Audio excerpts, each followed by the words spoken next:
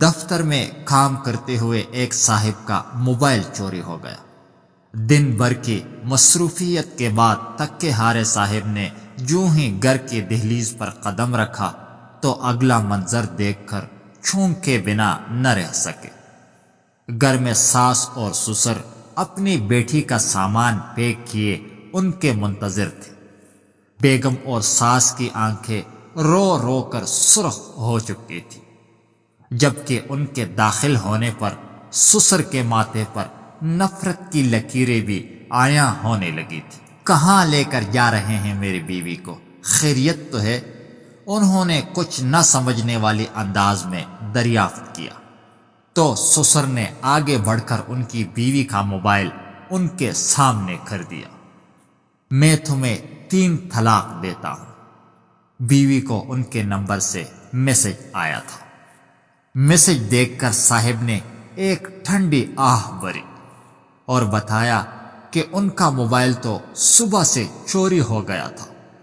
انہوں نے اپنی جیبیں الٹ پلٹ کر سب کو یقین دلایا تو ان کی بیگم اپنی ماں سے لپٹ کر رونے لگی اور سسر صاحب نے اپنی ٹھانگیں بیٹھے بیٹھے دراز کر لی۔ لیکن چور نے میری بیوی کو طلاق کا میسج کیوں کیا؟ الجھن کے مارے انہوں نے اپنا نمبر ڈائل کیا تو چور نے فون اٹھایا۔ صاحب چوبتے ہی پٹ پڑے۔ کمینے انسان، فون چرایا سو چرایا۔ میری بیوی کو طلاق دینے کا حق تمہیں کس نے دیا؟ چور نے اطمینان سے ان کی بات سنی اور کہنے لگا، دیکھیے صاحب، صبح جب سے آپ کا فون چرایا ہے مجھے آپ کی بیوی کی 36 میسیجز موصول ہو چکے ہیں۔ کہاں ہو؟ کیا کر رہے ہو؟ کب آؤ گے؟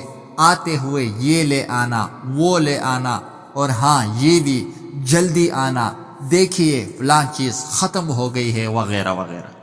میں پاگل ہو گیا تھا، تب میں نے طلاق بھیجی اور اس کے بعد میری جان چھوٹی۔ اگر آپ کو یہ ویڈیو اچھی لگی ہو تو پلیز چینل کو ضرور سبسکرائب کیجیے گا۔ شکریہ۔